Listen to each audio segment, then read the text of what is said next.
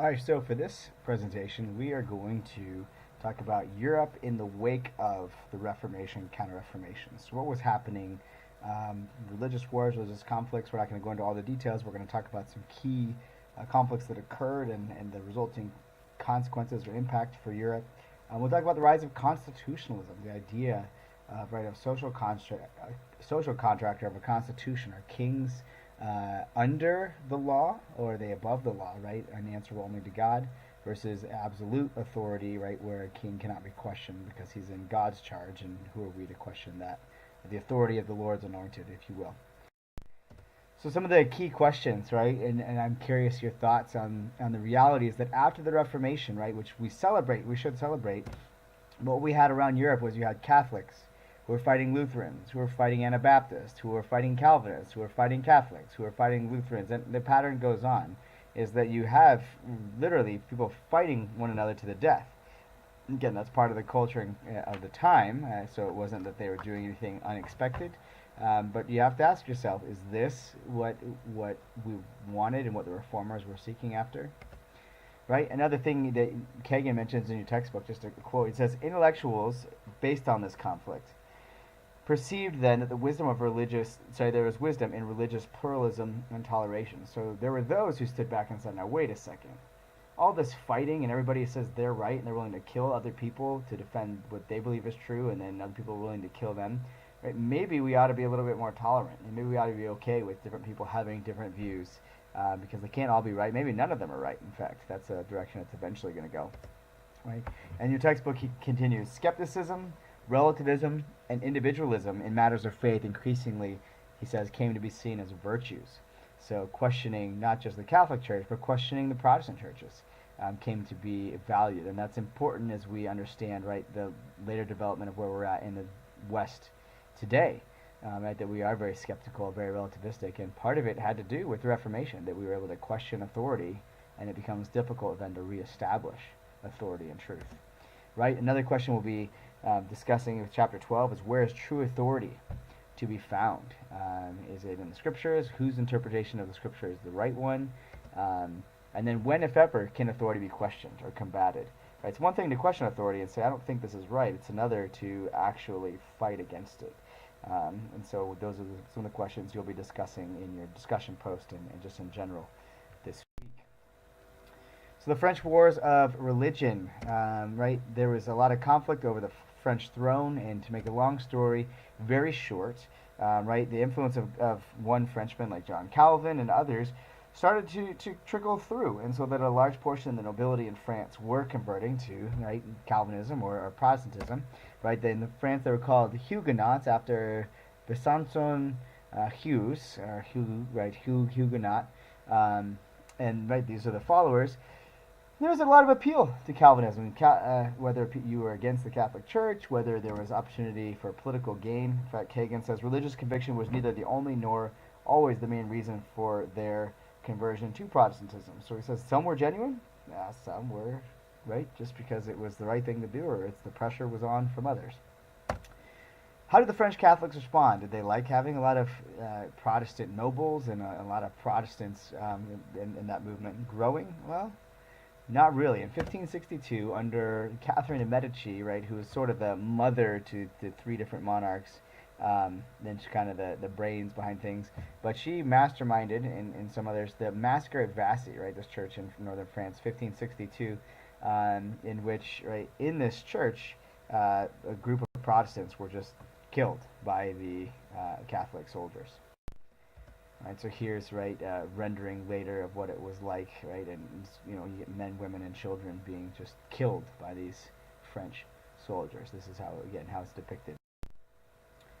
The French Wars of Religion continued. So the Massacre of Vassy was in some ways the start. It made Protestants skeptical, and there was some conflict and some attempts at rebellion in some ways, or questioning of Catholic authority. But for the most part, things stayed pretty mild up until August 24, 1572, and this was an interesting one, right, where the Protestants were essentially said, the Catholics said to the Protestants, the Huguenots, let's compromise, let's work together. But in fact, right, in their efforts to have meetings and to work things out, it was actually all a big farce, a big trick, a good portion of Protestant leaders and Protestant civilians in a coordinated attack all over France on the same day were executed and wiped out by the Catholics.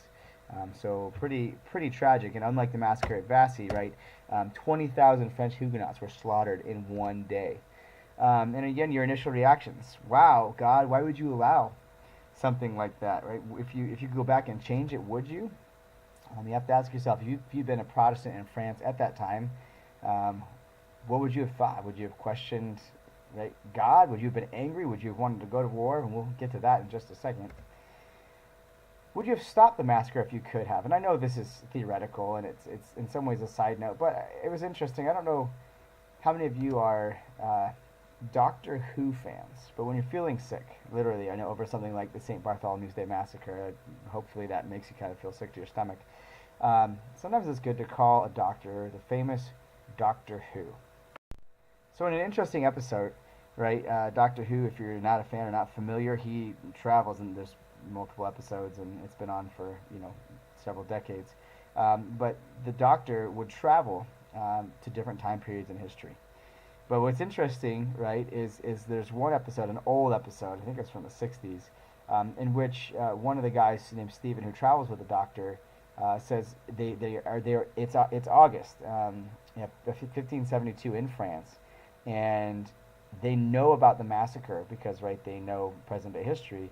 And he says, well, why don't you stop it? Why don't you make this not happen? What a terrible thing. And it's interesting that the Doctor responds in sort of a theological way in some ways. He says, my dear Stephen, history sometimes gives us a terrible shock. And that is because we don't quite fully understand. Why should we? After all, we're too small to realize its final pattern. Therefore, don't try to judge it from where you stand. I was right to do as I did. Yes, that I firmly believe. Even after all this time, he cannot understand. I dare not change the course of history. Right? And it's interesting, not that there are times we want to go back and change decisions, and certainly our decisions have consequences. But what he's saying here, in almost theological terms, is we are not God. And yes, we would, if we want to go back, we'd say, what a tragedy. If I could change it and pass the secret along and say, don't go to those meetings, and the treaties aren't real. We'd like to say that we would, but in reality, that's taking the place of God in what he allows. And so again, a great tragedy, the St. Bartholomew's Day massacre. And we'll talk about the consequences in just a second. But just a thought on this is, just because we know history in hindsight doesn't necessarily always mean that it's right to change it, because God does stuff often through tragedy, or as Wells argues in his text, right, it's crises that drive the flow of history. So what were the consequences of the massacre of France, the massacre for France? According to your textbook, this is Kagan. He says, the massacre changed the nature of all struggles between Protestants and Catholics, for it convinced Protestants in many lands that they were engaged in an international fight to the death with an adversary whose cruelty justified any means of resistance. But the Anabaptists, we talked about them, they were pacifists. They would, for the most part, right, not all of them, but for the most part, if you were, if you were struck, if you were attacked, you turn the other cheek. That's what the scripture said. And a lot of the Protestant groups were trying to do the same. We don't want to resist. We don't want to, right? We want to submit to the governing authorities that are over us, as long as they don't tell us to disobey God.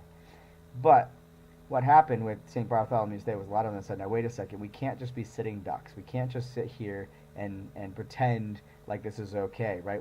They've got to find a biblical way to justify defending ourselves. So this is where we kind of have the rise of Protestant resistance theory. And this is the idea, right? Or the Protestants say, well, we argue that we believe in the Bible and the teachings of the Bible, so we need to justify biblically our resistance to authority, because we've read Romans 13, we've read 1 Peter 2 and 4, and it says, submit even to tyrants. So how could we potentially justify fighting back? There's a few theories that are out there. First of all, right, what the theory is it's a right to overthrow or challenge corrupt authority. And some of the chief spokesmen, right, there's one named John Knox, he said that, okay, lower magistrates, the lay people, the peasants, it's not okay for them to rebel, but the lower magistrates, so if you were a noble or a prince or a duke or have a certain responsibility, and you see abuse of authority over you, right, and it's being executed on the people below you, he says, you have a rational, logical justification, a reason, and a right. It's the right thing. The responsible thing to do is to overthrow that abuse of authority. Theodore Beza, I highlight his name here, right? Because he was sort of the first kind of main disciple of Calvin. In fact, he's the one who wrote down and kind of articulated the 5 points of Calvinism that some people hold to today. So he's one of the disciples of Calvin. This gives you context. He justified, he said it's okay to overthrow tyrants as long as it's by secular authorities, right? And so in other words, non-Christians and secular authorities in general, they have a right to deal with tyrants, right? This isn't necessarily Romans 13. Sure, it's could apply to secular authorities if they're Christians, but in many cases they're not, and logically it's okay for them to deal with tyranny. Another guy, Philippe de Plessis-Mornay, said, right, argued that principals, nobles, and magistrates could cooperate or should work together to root out tyranny. So kind of similar to John Knox's theory.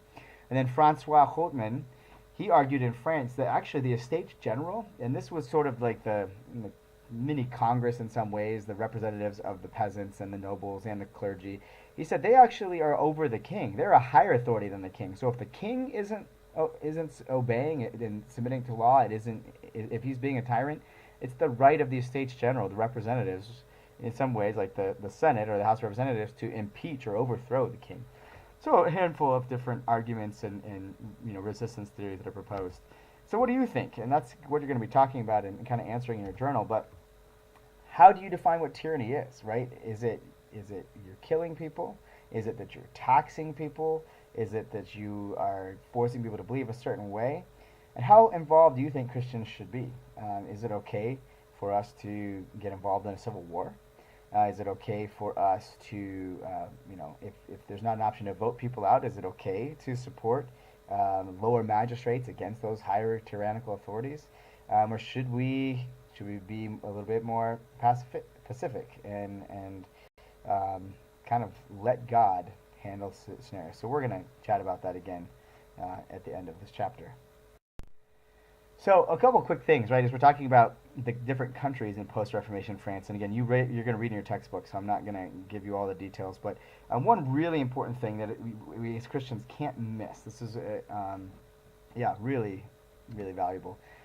In France, right, there was Henry IV of Navarre, who was a Protestant, actually, one of the Huguenots, and he came to authority, came to power in France, became the king because of the assassination of Henry III, another...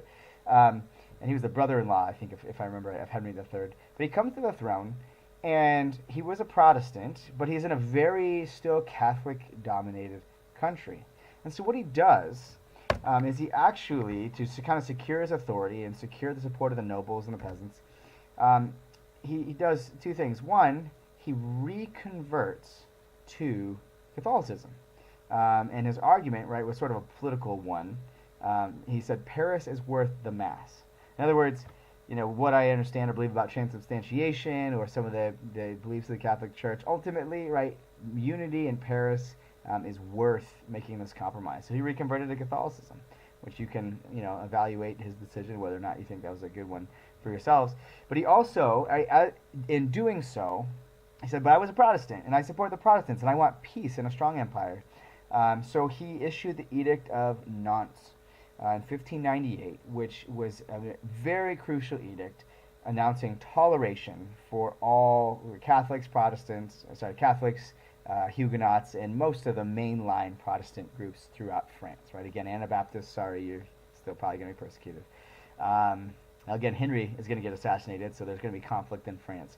But again, this was a political effort in some ways to kind of maintain and establish peace throughout France. And we'll come back full circle to the Edict of Nantes, in chapter 13.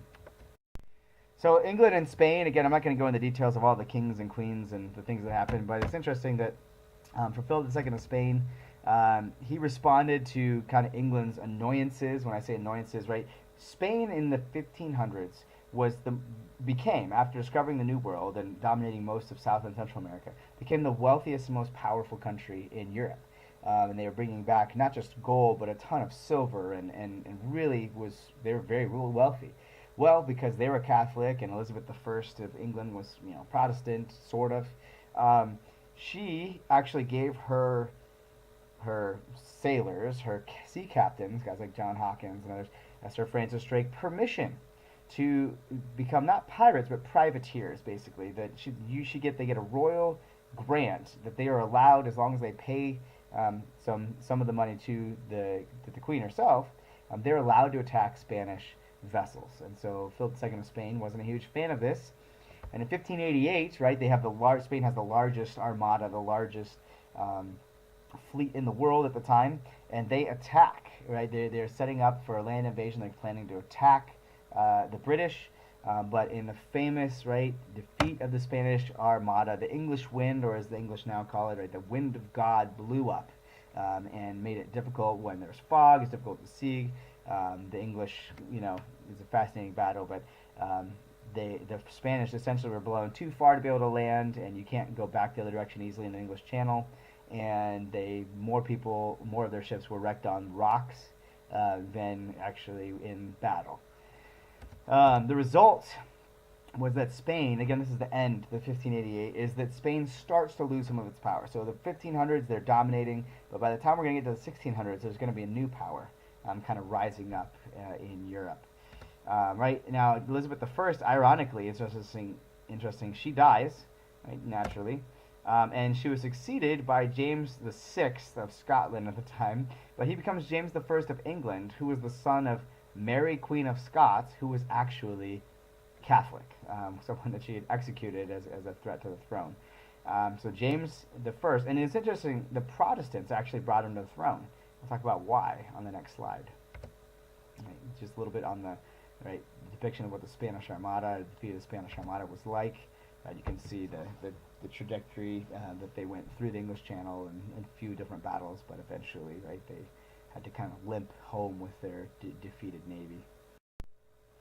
So like I said, James I is brought to the throne by the Protestants, and it was sort of a gamble. Their hope was that if they put him in power, he's got royal blood, and he's an ideal heir in some senses, but maybe he'll be grateful, he'll be tolerant, he'll work with the Anglicans, work with the Protestants. In the next chapter, we're going to talk about how that plan sort of backfired and was very disappointing for the Protestants. In the meantime, that was what England, Spain, we talked about France, but in Germany, where the kind of the heart of the Reformation, where Luther is from, and a lot of the exciting things are happening between 1618 and 1648. So again, this is 100 years and more after the actual kickoff of the Reformation. Germany fights a series, actually, it's called the 30 Years' War. There was kind of 4 different stages. But it's interesting, that there was kind of conflict for balance of power, Lutherans versus Calvinists versus Zwinglians versus Catholics.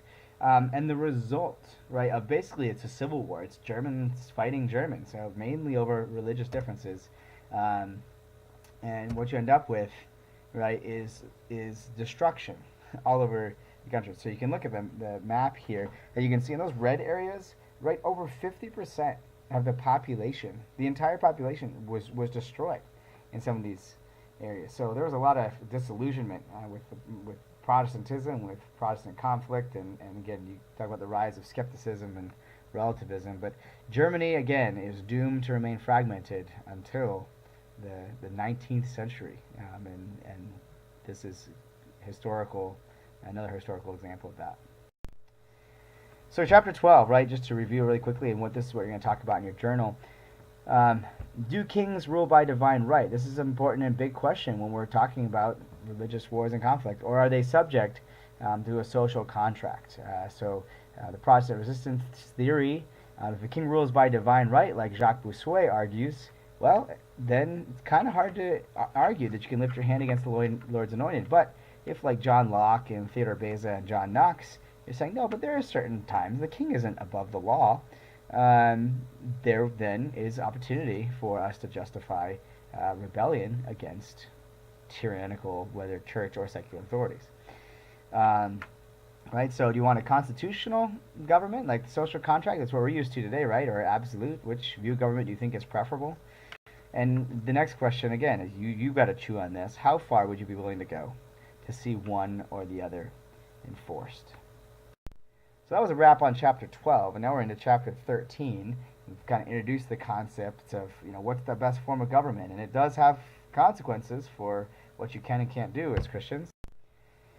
Right, so James the First, again, let's go back to him for just a second, the son of Mary, Queen of Scots. He came to the throne, and he believed in the divine right of kings. So he is going to be more favorable towards kind of, Louis the 14th of France. We'll talk about him later, and Jacques Bossuet and kind of that theory. And the Puritans who brought him to power weren't real happy with the actual result. Now, it's interesting, right, as while he persecutes the Puritans in some ways, he's still, James the First is one who commissions the authorized, or the king, literally, that's why it's called the authorized version, but the King James version of the Bible, because the king said, yes, in English, this is the translation. And he, actually, it was like over 50 scholars that worked on this, and it's quite a thing for those especially who are King James only fans, right? Some are argued this is like the best and most preserved. God had a big hand in not just that the Bible was available, but even the translation of the Scripture. Personally, I'm a fan of King James. Actually, I think it's easier to memorize because it's very poetic, but I also think that it's got its shortcomings as well, and sometimes prefer to use other translations. But anyway, just for context, it's under James the First, this king who was brought to the throne by the Puritans, that some of the Puritans actually said enough is enough, and dangerously so. Some of them fled to the Netherlands and Holland, and then eventually to the New World. In 1620, right, the Pilgrims came to America. So that's the background on that, right, just for a little picture showing, again, what it may have been like. So I'm not going to go into great detail here, right? We're going to kind of skip over Charles I and Charles II and things, but there was a civil war in England that the group's called the Cavaliers versus the Roundheads. In fact, the Roundheads, right, led by the Puritan Oliver Cromwell, they actually not only defeat the King's Cavaliers of Charles I, but they actually execute the king, which is really controversial, especially, right? You think about David, who had every right to the throne. He was anointed to it, and yet he was not willing to lift his hand against the Lord's anointed. So this was pretty controversial, but after kind of power went back and forth between Catholics, Protestants, Puritans, Anglicans, what ends up happening, right, is that James II comes to the throne, and the English nobles started to become very wary because, first of all, he dissolved Parliament. Right, so this is basically like a president saying, well, I don't need the Senate and the House anymore. I'm going to make my own decisions. They were very uncomfortable with that. I remember going all the way back to the signing of the Magna Carta in 1215 in the fields of Runnymede. But they were also wary because he was appointing Catholics to high positions. We'll talk about this in just a couple minutes. Louis XIV of France revoked the Edict of Nantes, and that made them wary, right? So if James II, who was friends with Louis XIV, really they were scared that he wasn't going to practice religious toleration anymore, that he would move England back towards Catholicism. And then for a while they said, well, this will be okay, right? We'll find an ideal Protestant to rule after him. But then James had a son, and the English nobles said enough is enough, and they actually invited Mary, who was from England, related to the royal family, and William III of Orange, who was in the Netherlands at the time, and invited them in to rule and said, will you be our king? And they did. So William and Mary of Orange come, and it's called the Glorious Revolution because it was fairly peaceful. There was still some conflict. But the idea here is that England didn't want to be Catholic, and James II, they weren't a big fan. Right, so the Glorious Revolution of 1688, what kind of was the background for this? Well, we've mentioned his name, I think, once before, but John Locke wrote, and he's one of many, but he wrote a document called the Second Treatise of Government, and he basically argued that the relationship between the king and those who are governed is a bilateral breakable contract. In other words, if the peasants, right, if the people rebel against authority, the king, right, has a right to tell them you are breaking contract and to punish them. But he also said kings are responsible to a similar contract. They have responsibilities, and if they're tyrants, it's not okay. And there's, again, justification to punish kings. The result, right, of the Glorious Revolution, Protestantism was restored. And in England, this is important, monarchy was limited by Parliament. So Parliament welcomed in a Protestant monarch, and William and Mary, right, they were already Protestants, but who were they to come in and say, well, thank you for giving us power. Now, we want to undermine you. So this really starts to grant some significant power to Parliament over the monarchs in England, right? This is kind of real constitutional way of thinking. They're bound to the law, the kings are. And not long after, right, William and Mary, you get the royal house, the royal line of the Hanovers, King George the First, and his grandson George the Third is actually going to be the King of England when the Americans fight the American Revolution. Just again for context. All right, so we've talked about England a little bit, but France, right, is going to take a different route. Right? They're not going to be so constitutional. And one of the main players in that is King Louis the 14th. Now, Louis technically became king when he was 4 years old, when his father died. But he was put under, right, just not the mentorship, if you will, of Cardinal Mazarin, right? So again, he's one of the high up Catholics in France. And early on, they rule with a fairly domineering hand. There's a lot of tension with the nobles, with Protestants, Catholics alike. And he actually, for a short time, goes into exile. But then the nobles say, "Wait a second, we've got our king, who we believe should as of royal blood, who's in exile, and the result is anarchy. It's chaos. It's people vying for power."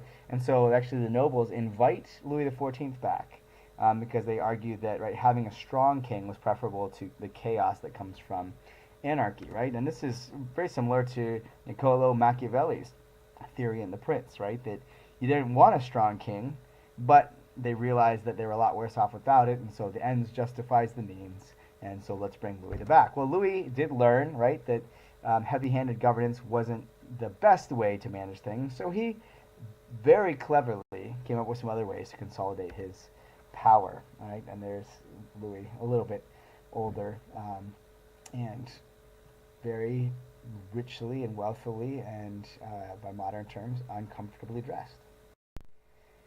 Now, Louis's personal rule, so consolidating power. First of all, he was a master of propaganda, so he was very good at the written word, and he was taking advantage of the printing press, so kind of boosting his own ego, if you will. And his theory was that if he wanted to grow the monarchy, if he wanted the king to be powerful, then he needed to have the nobles have his back. And so he said, what will it take to make the nobles love me? That will make me powerful. And we'll talk about the strategies of that in just a second. It's under Louis XIV again that he kind of commissions Jacques Benin Bossuet to argue basically in the divine right of kings. And we talked about that in Ronald Wells, and I want to hear your thoughts. But the argument basically goes like this, right? Louis might be a corrupt king, sure, he might be a tyrant, but whoever is in charge is in God's charge and answerable only to God, not to the people, at least in any substantial case. So in other words, if Louis is a bad king, God will deal with it. We don't need to worry. It's not our right. It's not our responsibility to question his authority. He rules by divine right. So, right, Louis XIV, I mentioned earlier, called the Sun King. He's going to rule for 70 years. In France, when you start at 4, it's easier to rack up the decades. But one of his main strategies for consolidating power was building the famous Palace of Versailles. I'm from Missouri, don't make fun of me, but we have a town called Versailles. It's spelled the same way. It's too bad, sorry we don't pronounce it well here, but correct pronunciation is the Palace of Versailles. And to pay for this, I'll show you some pictures of it in a second, but to pay for this palace, he actually puts in place what's known as the taille. And this is a direct tax only on the peasantry. So there's already taxes. The peasants are already paying taxes, right? Some nobles are paying taxes, the church is paying some taxes. But he says, there's a lot of people, and they may not have much, but I can take a little of it. And this is a direct tax that is only paid by the peasants, by the lower classes.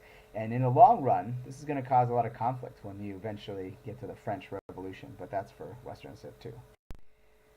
In the meantime, right, I say again the palace at Versailles, right, again, just about 7 miles from central Paris, and here's the large, right, again, depiction of it, and it's still there, right, so the Palace of Versailles still exists, and, here's some photos, and you can go online if you want and actually take online tours of the palace. It's pretty fascinating to kind of almost essentially walk around, right, huge, elegant, and okay, outside is grand, but the inside, right, crystal and paintings and pictures everywhere, really a fascinating and beautiful place. Very, very expensive. And it was a brilliant strategy that Louis XIV had. his idea was, if I can't trust I don't want my nobles to be rebelling and plotting against me, so I want to keep an eye on them. Well, how can I get them to constantly be here and to be soft and to not be worried about what's going on back home? I'll throw parties. So he builds this huge palace, and he invites people, and basically there was a party almost every night, and these are incredibly expensive, which is one of the reasons he has that tax, right, the tail on the peasantry. Um, but his people loved him. His nobles adored him. In fact, they wouldn't want to cross him. Instead, right, they were groveling almost at his feet. In fact, it was considered a huge honor if you got to put on one of the sleeves of his robe in the morning when he woke up, and you know the people, you just wanted to get an invitation to these parties. We'll talk about the negative consequences of that a little bit later, but again, it's a brilliant way to kind of soften up the nobles, get them to love him, and to keep an eye on them all at the same time. So his greatest deeds, right? I think a lot could be said about Louis XIV, but first of all, he gets involved in a lot of conflicts with not only Catholics in Spain, but Protestants, right, all over France and the Netherlands and Germany. But to do it, he has a massive standing army. So remember, he's spending money on the palace at Versailles, and also a ton to keep up this massive army to be able to fight all over Europe. He does a lot of investment in modern-day fortifications, besiegement, a little bit even on trench warfare and setting up defensive frontiers. So a lot of money spent on warfare.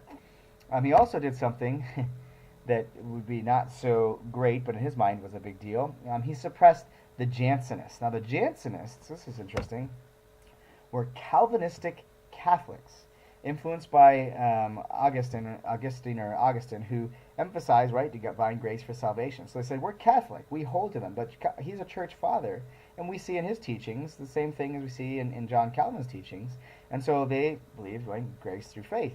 Now, one of the famous Jansenists that he kind of oppressed his group, but one of the famous ones was Blaise Pascal.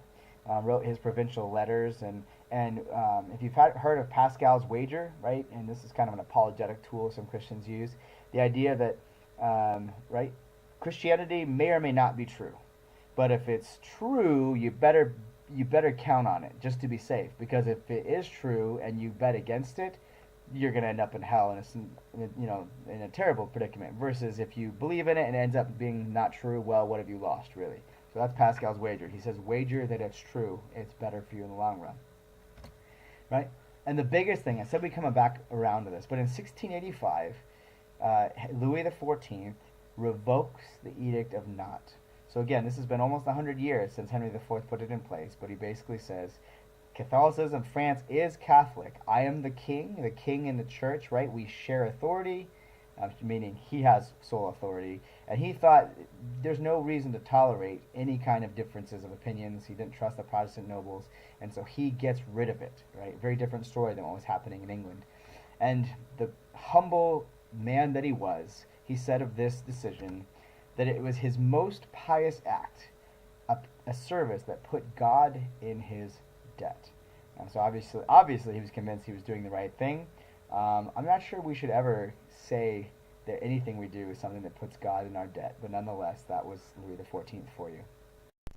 So to summarize, right, his legacy, first of all, some of the positive things that he did for France. He centralized the government and kind of really united and kind of brought the nobles together. He had a large standing army, right, quite an accomplishment. It's a magnificent architecture, right, all over France, but especially Versailles. It's incredible today, right?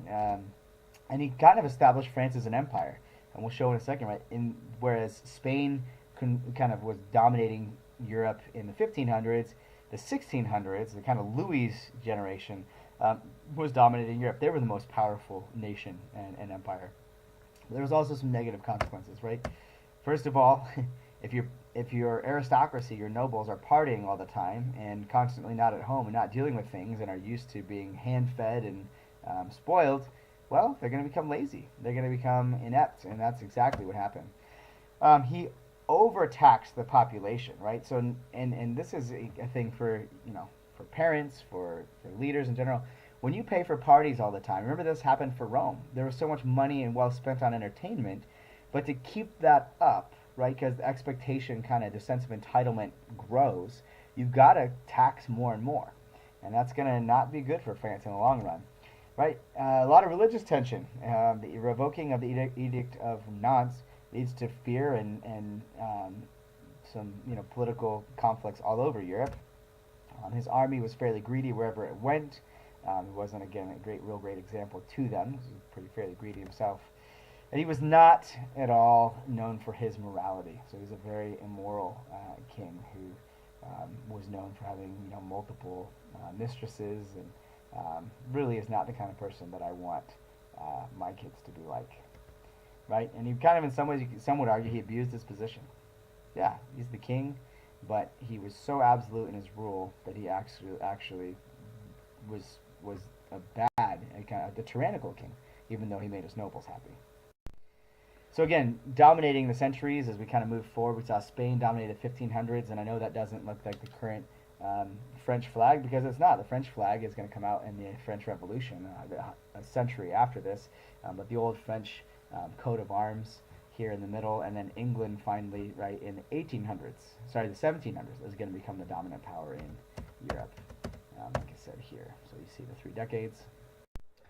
So again, as we wrap up kind of chapters 12 and 13, there's religious conflict all over Europe, and they take that for what it is. It was a reality. But we still have to ask ourselves, right, what's the better form of government? England kind of goes the social contract route. France goes, right, the divine right route, and they end that way. And how far would you be willing to go, again, to see one, either constitutional or an absolute government formed? And this kind of leads, and we'll kind of wrap with this, just something to chew on. I'm not going to speak too much on this now, but were Christians right to be involved in the American Revolution? In other words, you have to ask, was King George III, was he so tyrannical that armed rebellion was justified? Right? If king is under a social contract, as England argued, then there's a time for that. But as a Christian, was it okay to be involved in an armed rebellion? And that's for you to question. That's for you to study, to read, and to process. But again, the question of authority, it seems, we talked about it quite a bit in the Renaissance, with the Reformation and the Counter-Reformation, and it's not going away. It continues to impact society, politics, down to the founding of the United States. And we got to ask ourselves, was it right? God allowed it, surely, but does that necessarily mean that the Americans were justified? So something to chew on, and hopefully, as you process this, as you dig into God's Word, you'll see some truth.